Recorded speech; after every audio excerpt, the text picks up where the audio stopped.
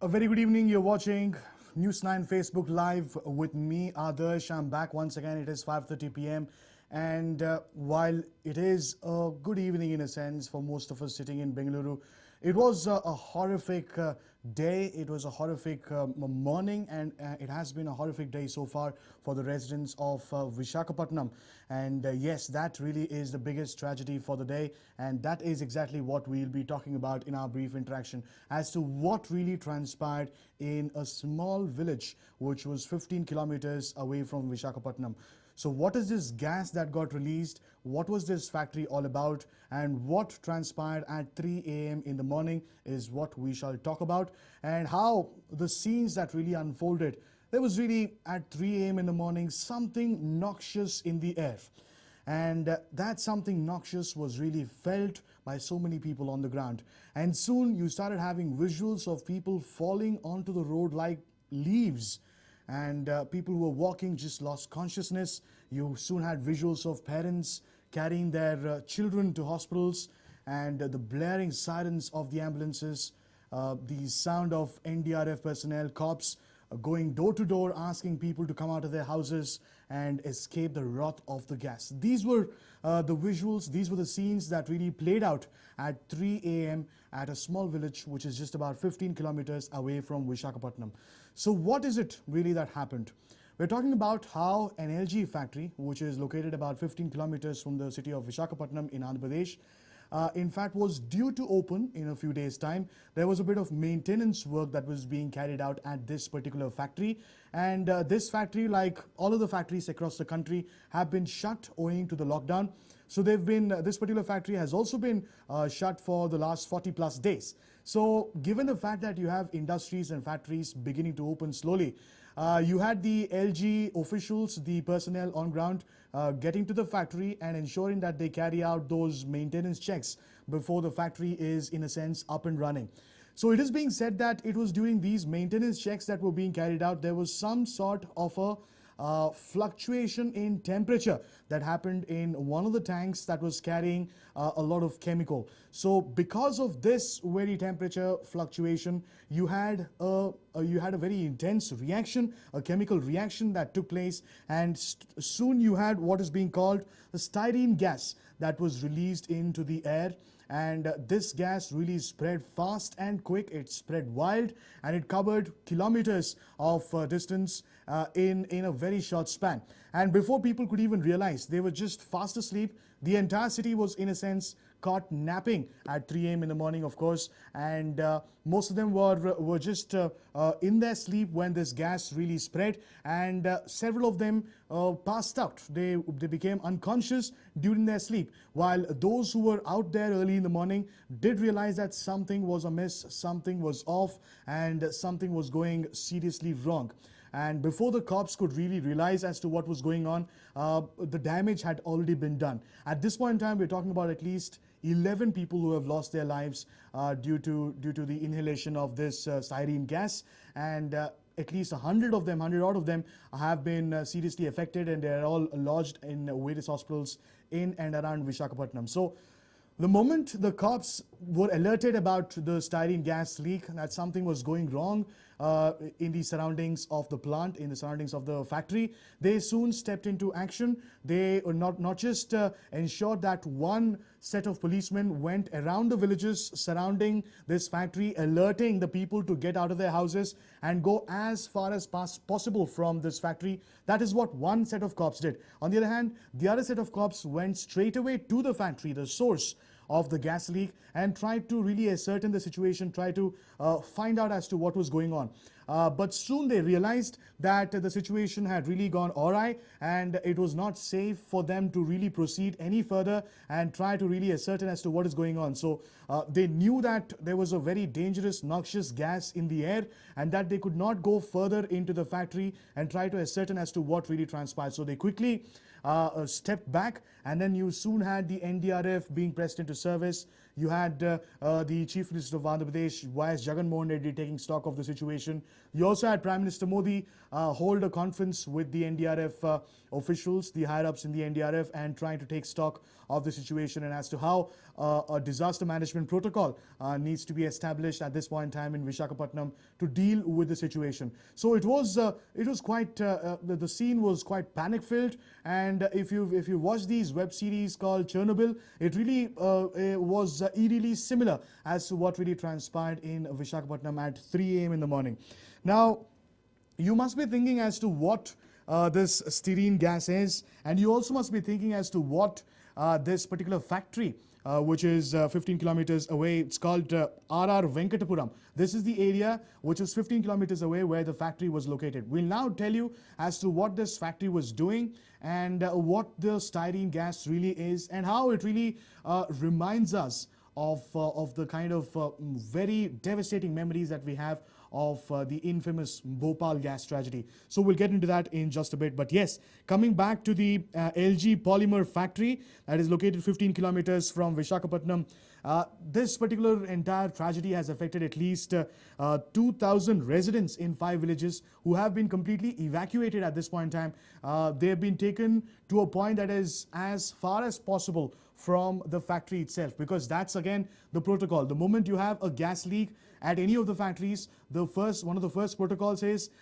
ensure that people living in and around the area are evacuated at the earliest and are taken to the farthest point from the source of the gas leak. So that is exactly what happened. And yes, as I was mentioning, the factory was shut for over 40 days owing to the lockdown, and it was a temperature variation at the top and bottom of a certain tank that led to the formation of styrene vapors.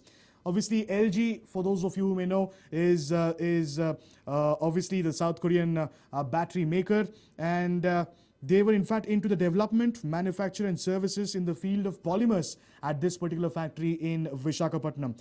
So at this point in time, people from several walks of life are demanding closure of the factory due to the kind of alleged negligence that seems to have clearly taken.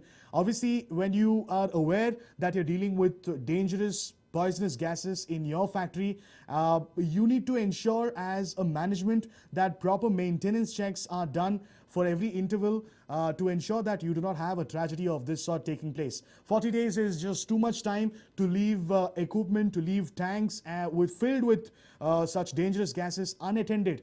So the big question is whether there was a lapse on the management's part in a sense that they could have gone ahead and ensured that those mandatory checks were being carried out to ensure that no such tragedy would have really taken place in the first place. So that is again a big question that is arising, whether this entire tragedy could have been averted had the management been more proactive and responsible in ensuring that throughout the lockdown period they are keeping a close maintenance check, a close watch on all of their equipment and the various chemical levels in their respective factories. So that's one question that is being raised at this point in time. So let us tell you as to what this styrene gas really is. The other name for this, in fact the scientific name for styrene gas, is the vinyl benzene, and obviously this company uses styrene or vinyl benzene to make various rubber based products. They were in fact into making of fan blades and cutlery. So in fact it is this very chemical that is used to make so many other products, and this particular factory was going about manufacturing this particular chemical, the styrene. In fact, the company makes use of styrene in their particular factory to make products used in fan blades and cutlery. So again, once this gas leak really took place, it's all about the level of inhalation. How much of the gas have you really inhaled? So those who had inhaled a little bit of the gas immediately started showing reactions. They started showing symptoms that they have inhaled some gas. They started losing their consciousness. They started losing their breath as well. Now, those who inhaled a slightly more amount of gas had more severe reactions. They started fainting, they started losing their consciousness, while on the other hand, those who had inhaled quite a bit of gas, their inhalation was quite high. Those people unfortunately lost their lives. So we're talking about at least 11 of them. And even to this point, the researchers are trying to identify the long-term effects of inhalation of the styrene gas. So looking back at the Bhopal gas tragedy, we know as to how the gas inhalation that the residents of Bhopal had back in the day, 35 years ago, it has resulted in the death of 3,500 people in Bhopal. And even to this day, there are effects that are being felt by people. There are abnormalities in child delivery, childbirth, and there are so many side effects that people continue to face even to this day. So that's again another gas that we are talking about. That is in fact the methyl isocyanate that residents in Bhopal inhaled, and to this day they are facing the repercussions of that. So we still do not know as to what are the long-term impacts, the long-term effects of the styrene gas that people in Visakhapatnam have inhaled. What are the kind of effects that they may face in the future, and whether there will be any kind of issues when it comes to future generations is again a big question that remains to be unanswered at this point in time. All we know to this point in time is that the immediate inhalation of the gas, the immediate impact, the sudden effects, the sudden symptoms of the gas. For example, the loss of consciousness, fainting and falling to the ground, lack of breath. These are a few immediate symptoms of inhaling the gas, and that is exactly all we know at this point in time. So again, long-term exposure, looking at the long-term exposure to styrene gas can have an adverse impact on the central nervous system.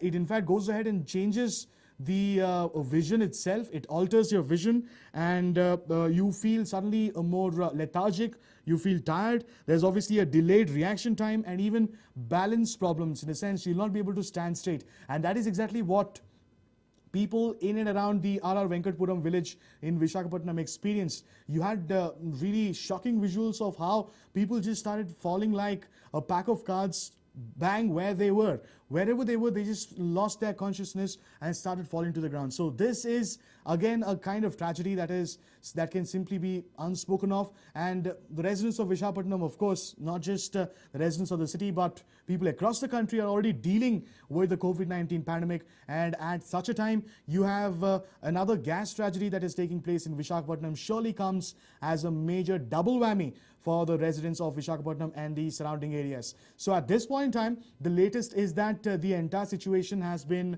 brought under control. All the people who resided in the vicinity of this factory have been evacuated. They have been taken to a safe spot, and treatment of those who've been seriously affected continues. There are a lot of people who are critical at this point in time due to the effects of inhalation of styrene, and at least 11 of them have lost their lives. One only hopes that the death toll does not increase. And the bottom line really is, India again is the country that has so many factories. You have so many foreign players coming in, investing their money, setting up factories.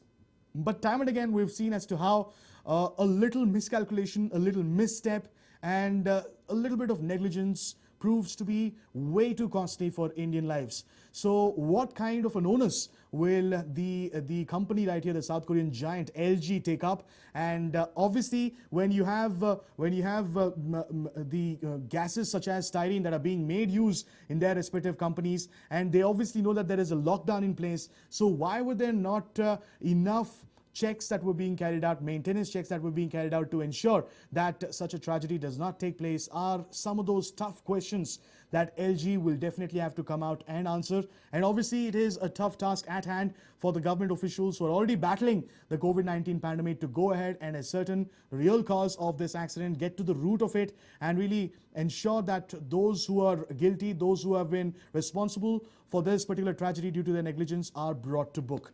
So that's been the whole story, in a sense, long and short, of what transpired in R.R. Venkatapuram, a village 15 kilometers away from Visakhapatnam. 11 people have died, and several hundreds of them are currently at the hospital. So one only hopes that the situation really returns to normal as quickly as possible in Visakhapatnam, and also one only hopes that there are no long-term effects that people of the surrounding areas may have to face in the coming generations. With that, I'd like to wrap this brief interaction with all of you. I couldn't take your questions. Apologies for that, because there was just too much information I had to share. But yes, I'll be back once again at 5:30 p.m. tomorrow. This is Adarsh signing off.